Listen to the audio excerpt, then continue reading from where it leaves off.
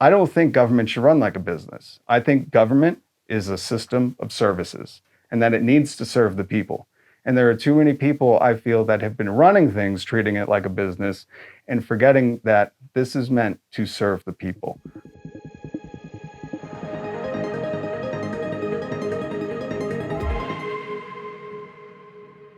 Hello, my name is Michelle La Poetica Richardson, and I am here today at PTV along with a whole bunch of amazing people that are just so happen to be candidates running for election here in the beautiful city of Peabody.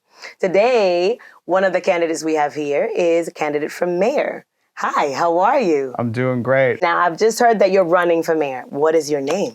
I am Rob Stevens, and I am running for mayor to give the people of Peabody a choice. Okay, so when you say you're giving the people of Peabody a choice, what choices are you giving them? What is it that you bring to the city that perhaps you feel is not here now, or perhaps you feel like you'd like to see as a constituent of the city? What is the choice that you're giving the city of Peabody? Well, originally it took me quite a while to decide to run for mayor. This was not an easy decision. I had to talk to friends, family. This was not something I took lightly, but one of the things that pushed me over the edge was that Peabody residents haven't had a choice. When I learned that for over a decade, there's only been one name on the ballot, it almost felt like a duty to give the people just something else, just some kind of American democratic choice in the matter. Now, I also bring definitely a special set of tools to the table. Oh, But I think first and foremost, just being American and wanting the people to not have to go to the ballot and only see one name, I thought that was so important for the citizens of Peabody. okay. So in the city, there's a whole lot going on. As a mayor, your hands are in everything. You're involved in everything. Everything is on you, about your decisions and things like that. What changes? What would you do differently as a mayor? Well, I think to address the changes, we really have to look at where we've come from. Mm-hmm. For me, I spent 20 years in radio. I lost my job in 2017. I was out of work for a long time. Right now, I work part-time at Starbucks for healthcare while my wife is a nurse. So we know the everyday struggle that just everyone's going through. I don't want to limit that to just working people, because even with business owners that I've talked to, they've opened up and shared with me how hard it is for them. So I think we have to look at what really hasn't worked. What have we been doing that hasn't got us the community that we want? And I think a lot of what I bring to the table, like right now, we filed for a union election at Starbucks. Mm-hmm. I face hard retaliation every day that I'm at work, going up against a mega giant corporation. But I do that because I see the partners, the coworkers that I work with who are struggling. The irony of when your car breaks down and you can't get to work, but you don't have enough money to fix your car and you can't get to work. So how do you make more money? So I see, and I experience that myself, of these struggles that just everybody's enduring, and it doesn't feel like there's much relief or much communication of what the vision forward is. So I think immediately for me, one thing that I'd like to see change, and one thing that I have personal experience with, is the communication of the representatives, the people that are elected, not appointed, but we're there to serve the people, and the communication. We live in an amazing age where technology is instant. Yeah. I really want to implement a mayor side chat, something where the mayor can communicate through a local TV station like we have here about what the plan is for this month. If there's a hardship this week, what are we doing about it? And what is our long-term goals? I think opening up a communication line where it could be some kind of non-emergency line, whether it's a text, an email, where residents can say, hey, this is what's going on in my neighborhood. Hey, this pothole hasn't been fixed, or hey, have you seen this, and should I be concerned? Whatever it may be, a weird smell on a street, or something that the kids noticed. So accessibility is important to you. 100%. Now, when it comes to accessibility, these communications that go out and these information surveys, whatever it is that the city puts out to the community, how do you feel about access when it comes to language? Oh, I think this is the amazing thing. So when I was growing up, if you needed any kind of other language, if you didn't have somebody in your family, or I was really lucky, my grandmother spoke Spanish, although the Spanish she spoke actually didn't turn out too well when I would use it for my homework, because the teacher would say, what part of Spain is your grandmother from? So that didn't turn out well. But unless you had something like that, it was really hard. And when I went out to get signatures, I used multiple times my Google Translate, but also my daughter was writing out what we wanted to say in Portuguese for the community. Okay. So I think the access is so much easier to be found now. And if we're not utilizing it, what is the technology for? Right. Well, it's here to help, to boost, to get the word out, to communicate. And it just would be so silly to not utilize this wonderful technology that we have. Absolutely. So putting things into existence, you're a mayor, right? What would be the first thing that you would tackle in this if you were, let's say you were able to, because realistically, as a mayor coming in as a new administration, it's hard because there's already things in place. So let's cross all of that off. Let's say none of that exists. You're there, you're able to do anything. What would be the first thing you take on? Oh, I think it would be something economically. Okay. We are all struggling right now. People I talk with on the day, the phrase I never hear is, I'm overpaid. Things are going too good. I just don't hear that. And I talk to a lot of people. I'm a barista. I talk to everyone, and also going out to talk to people about what's going on in the city. Yeah. I don't know if I would pinpoint one thing. There's things I've learned, like I read an article in the Salem News about how homeowner prices or homeowner taxes went up by 4.5%, while business taxes were lowered 4%. I was shocked to learn about this because, well, I went to real estate school. I did not get my license. I didn't feel like home selling was for me. But through that knowledge I acquired, and the teachers that were teaching us during this pandemic, they said this market is kind of artificially inflated. It's, bidding wars aren't changing the value of the town, the land, the home, but the prices are skyrocketing.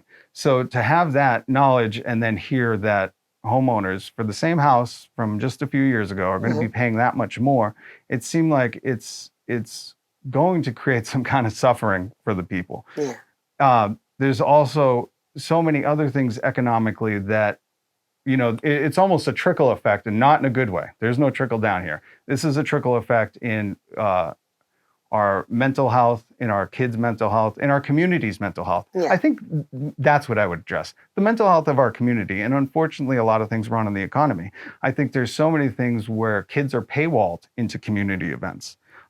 Kids are paywalled into community sports. If wages haven't gone up, but rent or taxes have, those kids might have to sacrifice a sport. Or a multiple children family. Yeah. 100%. So I really think that would be my number one thing, the mental health of our community. And how do we address that, and what? And I don't think it's there's no one answer here. It's a multi-pronged approach. It's definitely something that we have to tackle, because without action today, tomorrow, I worry. Yeah, absolutely. Absolutely. In a community like Peabody, definitely the financial component would be a great thing. How do you feel about social justice issues in the community? I am ready and willing to always be on the front lines. Okay. The only way we progress is when we do it together in solidarity. If you just look at the movements from the past, which there have been so many, and then you look at the movements that were decimated, like the Black Panthers, Fred Hampton's, the Abby Hoffmans. There are so many people that pushed us forward that we really stand on the shoulder of giants. And as someone who's in a solidarity movement to unionize against one of the biggest powers in the Yeah, world, powers that be. I know how important it is for that solidarity, the people sticking together. Yeah. So whatever social justice movement needs to be connected with, I think it's time that we not only address it, but we get the community behind that. Because, you know, the funniest thing is some people believe that if others suffer, maybe it's better for them. Yeah. Or that, you know, as Or long that as it'll it's, guarantee something. or Yeah. some, you know, that maybe it's just a little bit better for me because they're suffering. But if we, you know, claim to live in the wealthiest country in the world with the most free country, but then we witness people who are living their everyday life, who have these restrictions, who are not free, who have been biased, targeted, discriminated against, how free are we then? Mm-hmm. So for real, that's a very, very important part of what I've experienced, what I've witnessed, and what I think moving forward, the way to better our entire community is to helping those who have been affected by this. Are there any current projects that you know of happening in the city or slated to be happening in the city that you are in accord with, or that you would do differently, or that you're excited for? Anything coming up in the city that you're excited for, or that you're looking forward to? Or are there any special projects that you have in mind? Oh my God. It's a lot, but like I pick one. Pick one. Like if you were to be mayor today, what would be something that you would bring this community to uplift and elevate? You know, I really love the International Festival. Mm-hmm. I've always thought that having something like that once a year is amazing. But there's so much more that we can be doing like that. And I think some of the greatest ideas were always looking at what's been done and maybe improving on it, expounding or just elaborating on what has already worked. Mm-hmm. And that's something that's fun, that involves the entire community, that has been proven to work. But why isn't it happening, you know, or I shouldn't say why isn't it happening, but why not create more things like that?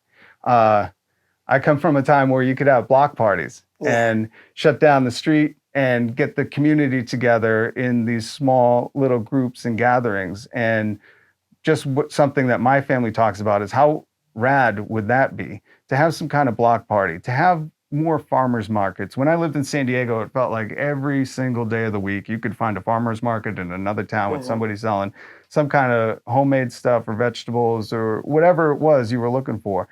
And not to say that we're lacking in that department, but it's not as, it's such an important community building skill, and it really can highlight the diversity that we have and cross lines that we normally wouldn't cross, that I think looking into that, finding something more like a winter festival, a spring festival.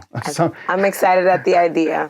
So like now that you've put out that tantalizing offer of us possibly having a winter festival here in Peabody, you know, ideas like that are very refreshing.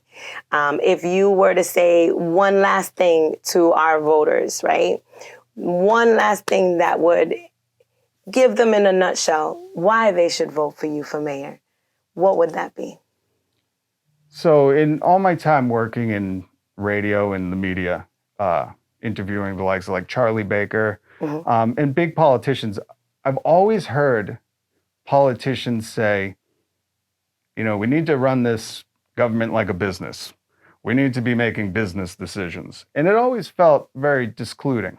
It really felt like, well, if you're not a business owner or you're not part of upper management, how does that include me? How do you fit in? Yeah. Where do I work in this? And people continue to say that. And my response, because I have kids that I need to teach about this stuff. And my response is, how many kids? I'm sorry. How many? 4. Wow. two step that are older. One's at Northeastern, one's in California, and then the two little ones are local at the schools. Okay. And they came out knocking on doors with me, and they've been highly motivated to see what politics is. It's almost like this Oz type, what's behind the big green curtain. And so inclusivity and inclusion. Yeah. Okay. So the people that tell you that government should run like a business, ask them, businesses operate for profit. Ask them who this business is going to profit off of, because that's why businesses exist, to profit. I don't think government should run like a business. I think government is a system of services and that it needs to serve the people. And there are too many people, I feel, that have been running things, treating it like a business and forgetting that this is meant to serve the people. That's why, at the end of the day, I'm doing this. I want to help my community. That's what I'm here to do. That's beautiful. Thank you so much. And I look forward to seeing you again soon. And I look forward to hearing about all the magnificent things that you're doing. So thank you for coming here today. Thank you so much. I wish you the absolute best for this election. I appreciate it. Thank you.